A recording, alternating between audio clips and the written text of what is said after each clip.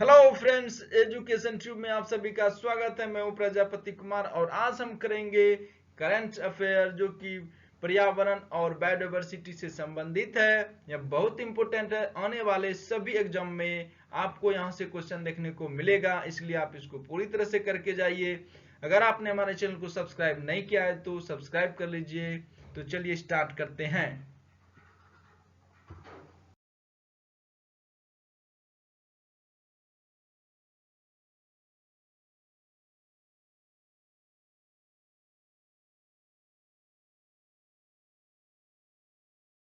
Question: which state is going to observe no vehicle day on the first day of every month in 2020?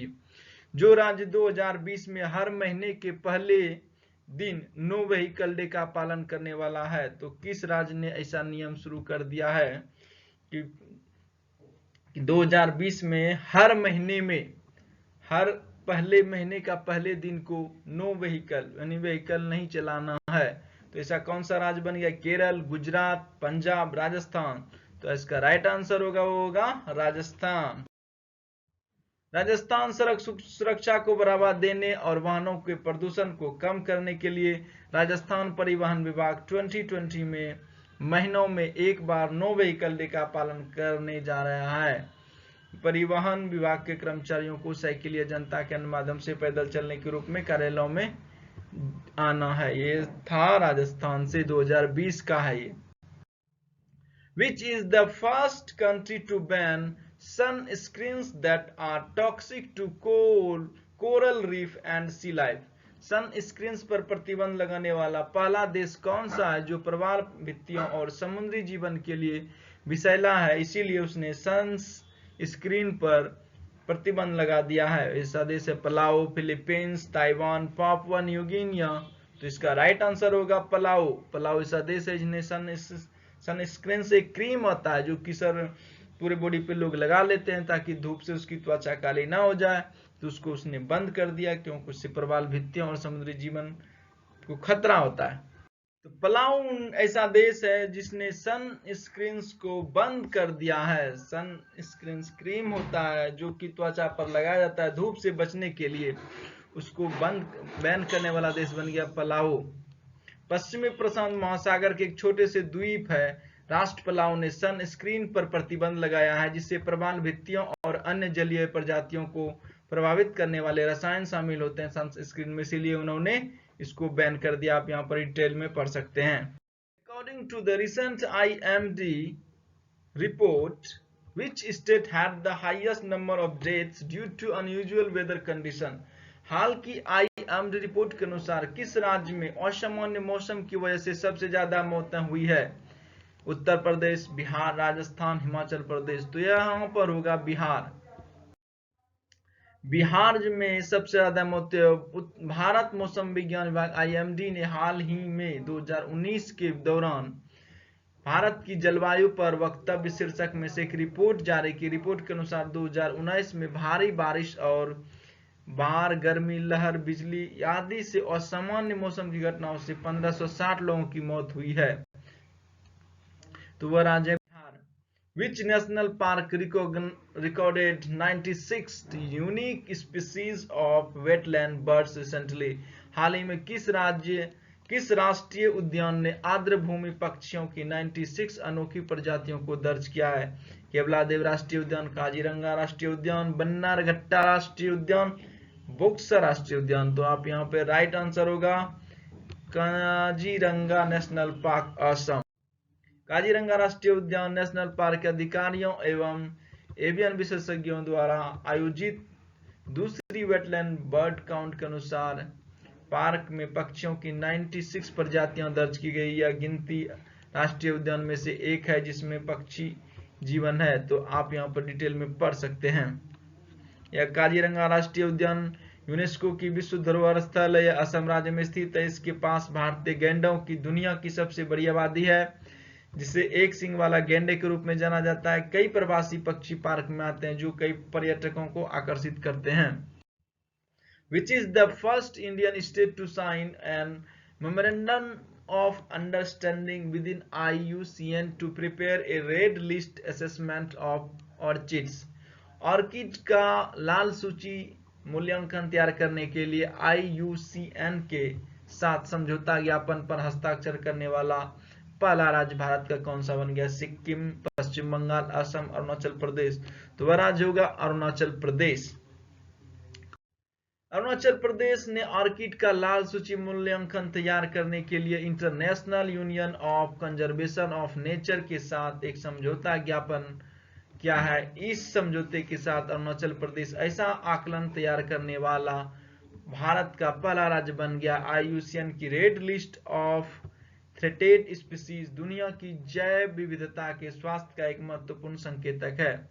Bharat के वनस्पतिक सर्वेक्षण ने हाल ही में भारत के ऑर्किड की पहली व्यापक जनगणना की। जनगणना के अनुसार भारत में ऑर्किड प्रजातियों की संख्या 1256 है। ऑर्किड प्रजातियों की सबसे अधिक संख्या अरुणाचल प्रदेश में 612 प्रजातियों के साथ दर्ज की जाती है। इसके बाद सिक्किम और पश्चिम बंगाल का स्थान है। दुनिया भर में 1 ट्रिलियन पेड़ों का समर्थन और संरक्षण करने के लिए एक मंच हाल ही में किस अंतरराष्ट्रीय संगठन द्वारा बुलाया गया था? A platform to support and conserve 1 trillion trees around the world was recently convened by which international organisation? तो यहाँ पे राइट आंसर कौन सा होगा? आप सेलेक्ट करिए। World wide fund for nature, world environment federation, world economic forum, food and agriculture organisation. तो यहाँ पर राइट आंसर होगा वर्ल्ड इकोनॉमिक फोरम, विश्व आर्थिक मंच। विश्व आर्थिक मंच हाल ही में दावोस में आयोजित होने वाली 50वीं वर्ष विश्व आर्थिक मंच वार्षिक बैठक 2020 की बात कर रहे हैं के दौरान वर्ल्ड इकोनॉमिक फोरम ने अपने सहयोगियों के साथ मिलकर दुनिया भर में 1 ट्रिलियन पेड़ों के समर्थन और संरक्षण के लिए 1t.org नाम से मंच शुरू किया। योजना की घोषणा वर्ल्ड इकोनॉमिक फोरम के संस्थापक और कार्यकारी अध्यक्ष क्लास श्वाब ने की थी। आप यहाँ पे डिटेल में पढ़ सकते हैं। The World Wetlands Day is observed annually on which date across the world? विश्व वेटलैंड्स दिवस दुनिया भर में किस तारीख को मनाया जाता है? 1 फरवरी, 2 फरवरी, 3 फरवरी, 4 फरवरी। तो यहाँ पे होगा फरवरी 2, राइट आंसर। विश्व वेटलैंड्स दिवस हर साल 2 फरवरी को दुनिया भर में मनाया जाता है। 2 फरवरी 1971 को ईरान के शहर रामसार में वेटलैंड्स डे पर कन्वेंशन का अपनाया गया। तब से इस दिन को उस तिथि पर प्रतिवर्ष वेटलैंड्स डे मनाया जाता है। विश्व वेटलैंड्स दिवस का भविष्य वेटलैंड्स और जैव विविधता है। हाल ही में भारत के यहाँ पर आप पढ़ सकते हैं, अभी तक भारत में कुल 37 रामसार स्थल है जो देश में 1 मिलियन हेक्टेयर से अधिक क्षेत्रों को कवर करते हैं। Which Indian crop faces danger due to a fungus called Alternaria bacterias as per recent news? हाल के खबरों के अनुसार अल्टरनेरिया ब्रासिका नामक कवक के कारण किस भारतीय फसल को खतरा है? चावल, गेहूं, सरसों, गन्ना। तो इसका राइट आंसर होगा मस्टर्ड, सरसों को इससे खतरा है। सरसों, अल्टरनेरिया ब्रासिका एक कवक है जो सरसों और रेपिसीड फसलों में धुंधलापन पैदा करता है।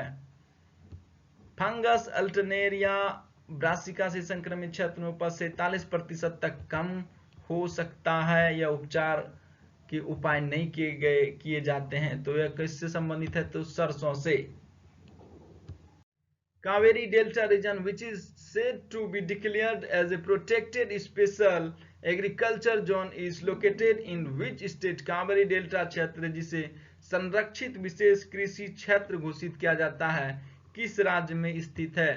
तो मैं आपको बता दूं कर्नाटक, तमिलनाडु, केरल, आंध्र प्रदेश। तो कावेरी डेल्टा क्षेत्र जो है तमिलनाडु में स्थित है। तमिलनाडु के मुख्यमंत्री एड्डापड्डी के पलानीस्वामी ने हाल ही में घोषणा की कि कावेरी डेल्टा क्षेत्र को संरक्षित विशेष कृषि क्षेत्र के रूप में घोषित किया जाएगा। तो इस घोषणा से राज्य की खाद्य सुरक्षा सुनिश्चित होगी। तमिलनाडु के मध्य जिले में कावेरी डेल्टा क्षेत्र संरक्षित विशेष कृषि क्षेत्र में परिवर्तित हो जाएगा। इस संबंध में विशेष कानून बनाए जाने हैं। What is the malathion technical that was seen in news recently. Malathion technical क्या है जो हाल ही में खबरों में देखा गया था? कीटनाशक, मलेरिया रोधी दवा, एंटी टीबी ड्रग, गैर अल्कोहल आधारित सैनिटाइजर है। तो यहाँ पर मैं बता दूं ये है इंसेक्टिसाइड, कीटनाशक है यहाँ पे। तो राइट आंसर होगा इसका। रसायन और उर्वरक मंत्रालय के तहत सार्वजनिक क्षेत्र के उपक्रम कृषि समुदाय के लिए कीटनाशकों के उत्पादन और आपूर्ति को तेजी से ट्रैक करने के लिए HIL ने राजस्थान और गुजरात के टिड्डी नियंत्रण कार्यक्रम के लिए मेलाथियन तकनीक को आपूर्ति के लिए कृषि और परिवार कल्याण मंत्रालय के साथ एक समझौता पर हस्ताक्षर किए हैं। तो आप यहाँ पर डिटेल में पढ़ सकते हैं। Thanks for watching. I hope यह वीडियो पसंद आया होगा। अगर आपने चैनल को सब्सक्राइब नहीं किया तो लाइक शेयर एंड सब्सक्राइब।